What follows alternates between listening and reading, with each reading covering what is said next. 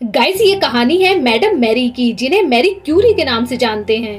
Uranium से सैकड़ों गुना radio active और सोने से हजारों गुना कीमती रेडियम की खोज करने वाली मैडम मैरी क्यूरी को एक बार नहीं 2 बार नोबेल प्राइज से नवाजा गया।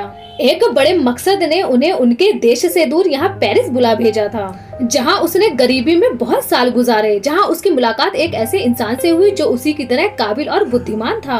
दोनों एक दूसरे से काफी इम्प्रेस्ड भी थे, क्योंकि साइंस में दोनों का फील्ड सेम था और दोनों ने शादी भी कर ली। उसके बाद उन्होंने रेडियम की खोज की थी। इस खोज ने न सिर्फ साइंस और दुनिया की दिशा बदली, बल्कि इंसान को एक खतरनाक बीमारी का इलाज भी दिया। गाइस, साल 1927 के दौरान ब्राजील के अंदर हुई सॉल्वे कॉन्फ्रेंस में दुनिया के टॉप 29 फिजिसिस्ट जमा हुए थे और उन 29 लोगों में दुनिया की सिर्फ एक ही वुमेन को शामिल होने का मौका मिला था, जिन्हें आज हम मैडम मैरी क्यूरी के नाम से जानते हैं। मैरी क्यूरी आज रेडियो एक्टिविटी की फील्ड में किए गए अपने उस काम की वजह से जानी जाती हैं, जिसकी हेल्प से फर्स्ट वर्ल्ड वार में लाखों लोगों की जान बची थी, लेकिन बाद में उनका यही काम उनकी मौत की वजह बन गई थी। अब गाइस, मैरी क्यूरी की अपनी ही खोज उनकी मौत की वजह कैसे बनी, उनके ताबूत को 1 इंच मोटी लेड की दीवार से कवर करके क्यों रखा गया, और क्यों आज उनकी किसी भी चीज को छूने से लोगों को खुद अपनी मौत की जिम्मेदारी लेनी पड़ती है। तो गाइस, इन सभी सवालों के जवाब आज की इस वीडियो में हम जानने वाले हैं। तो चलिए वीडियो शुरू करते हैं।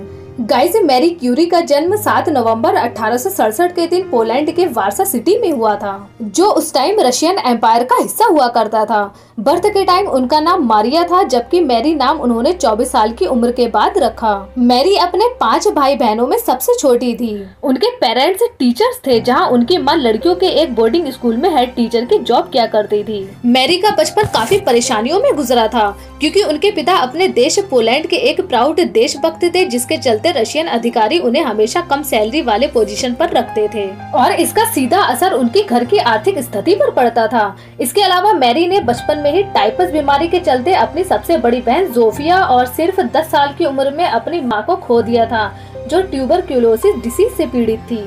मैरी शुरुआत से ही अपनी पढ़ाई में बहुत तेज थी और अपने पिता की तरह मैरी को भी साइंस में सबसे ज्यादा दिलचस्पी थी। मैरी ने अपने हाई स्कूल की क्लास में टॉप भी किया था और वो आगे भी पढ़ाई करना चाहती थी, लेकिन गाइस, उस टाइम रशियन एम्पायर में महिलाओं के यूनिवर्सिटी एजुकेशन लेने पर बैन लगा था, जिसके चलते वो चाहकर भी यूनिवर्सिटी में एडमिशन नहीं ले पाई। हालांकि बाद में उन्होंने अपनी बहन के साथ मिलकर वार्सा सिटी फ्लाई यूनिवर्सिटी नाम की एक ऐसी सीक्रेट यूनिवर्सिटी में एडमिशन ले लिया, जहां रशियन ऑफिशियल से छिपकर लड़कियां भी यूनिवर्सिटी की पढ़ाई हासिल कर सकती थी।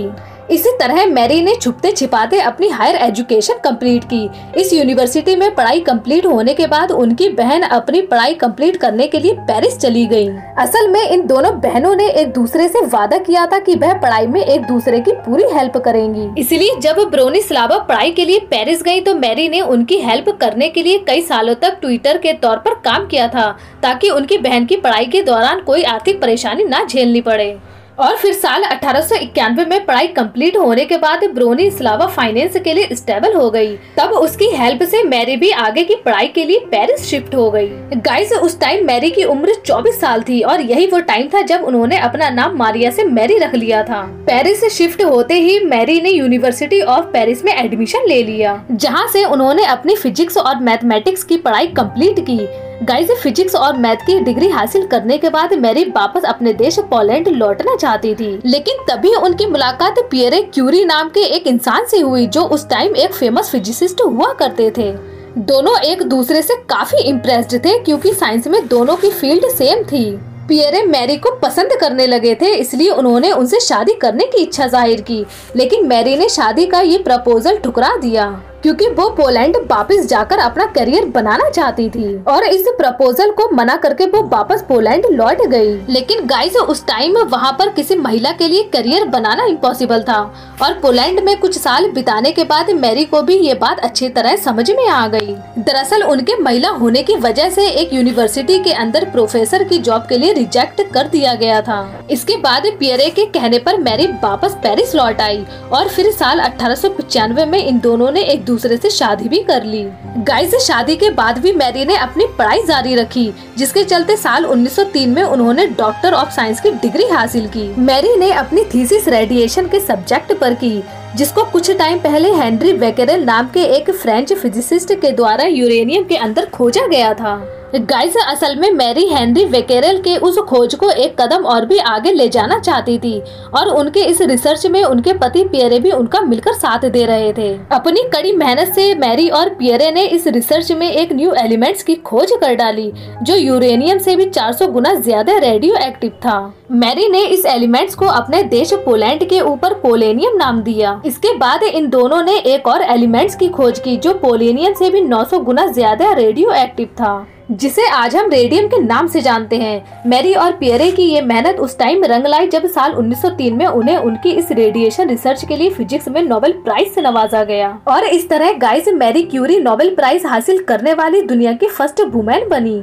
अब हालांकि इन दोनों को इनकी मेहनत का तो फल मिल गया था, लेकिन इस रिसर्च में इनकी सेहत पर जो प्रभाव पड़ा उस चीज का इन्हें थोड़ा सा भी अंदाजा नहीं था। दरअसल गाइस, उस टाइम किसी को भी ये मालूम नहीं था कि रेडिएशन का इंसान की बॉडी पर कितना बुरा प्रभाव पड़ता है, इसलिए ये बेफिक्र होकर खुद को तरह तरह के रेडिएशन में एक्सपोज करते रहे। यहाँ तक कि मैरी के बारे में ये भी बताया जाता है कि उन दिनों वो अपनी पॉकेट्स के अंदर हर टाइम से रेडियम की ट्यूब लेकर घूमा करती थी और गाइस, यही चीज उन्हें धीरे धीरे मौत की तरफ खींच रही थी। पियरे के मौत के बाद यूनिवर्सिटी ऑफ पेरिस की तरफ से मैरी क्यूरी को उनके पति की एकेडमिक पोस्ट ऑफर की गई, जिसको उन्होंने एक्सेप्ट कर लिया और इस तरह मैरी एक और रिकॉर्ड बनाते हुए फ्रांस की फर्स्ट वुमेन प्रोफेसर बन गई।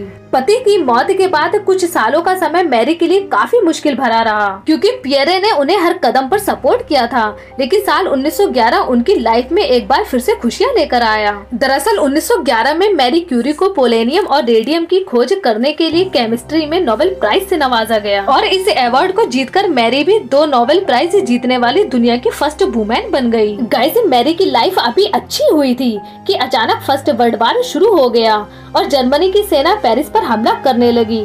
इस युद्ध में अपने योगदान के लिए मैरी ने पूरी प्राइज मनी वॉर बॉन्ड्स खरीदने में खर्च कर दी और युद्ध में मदद करने के लिए उन्होंने बैंक को अपने दोनों नोबेल प्राइज को बेचने की कोशिश भी की, लेकिन नेशनल बैंक ने उनके नोबेल प्राइज खरीदने से साफ इनकार कर दिया। मैरी क्यूरी ने जर्मन साइंटिस्ट विल्हेम रेंटजेन को स्टडी किया था, जिन्होंने एक्सरे की खोज की थी और अपनी उसी स्टडी का यूज करके मैरी क्यूरी ने एक्सरे व्हीकल्स को इन्वेंट किया ताकि युद्ध में घायल हुए सिपाहियों का एक्सरे करके उनका ठीक से ट्रीटमेंट किया जा सके। और मैरी का ये एक्सपेरिमेंट युद्ध में काफी उपयोगी साबित हुआ, क्योंकि लिटिल क्यूरी कहे जाने वाली इन व्हीकल्स की वजह से लाखों सिपाहियों की जान बची थी। सिपाही की जान की इतनी परवाह करने वाली मैरी ने अपनी सेहत का कोई भी ध्यान नहीं रखा और अपनी आधे से ज्यादा जिंदगी रेडिएशन में बिताने के कारण वो काफी बीमार पड़ने लगी। गाइस, कहते हैं रेडिएशन में रहने की वजह से ही मैरी एप्लास्टिक एनीमिया नाम की खतरनाक ब्लड डिसीज से पीड़ित हो गई थी और 4 जुलाई 1934 के दिन बीमारी के चलते 66 साल की उम्र में वो हम सबको अलविदा कर गई।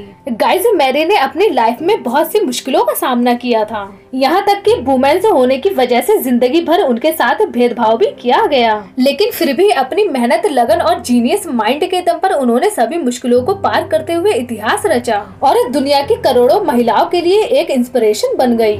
गाइस, आज मैरी और उनके हस्बैंड पियरे की बॉडी फ्रांस के फेमस पैंथियन में दफन है, इसलिए उनके ताबूत को 1 इंच मोटी लेड की दीवार से कवर करके रखा गया है और कहते हैं कि आज भी उनकी बॉडी रेडियो एक्टिव है। उम्मीद है गाइस ये वीडियो आपको पसंद आई होगी। गाइस, मैं हूँ आपकी होस्ट निशा और आप देख रहे हैं निशा मोटिवेशन। गाइस, वीडियो अच्छी लगी हो तो वीडियो को लाइक करें और चैनल को सब्सक्राइब करके बेल आइकॉन प्रेस करें और चैनल को अपना प्यार दें। मिलते हैं नेक्स्ट वीडियो में, तब तक के लिए थैंक यू।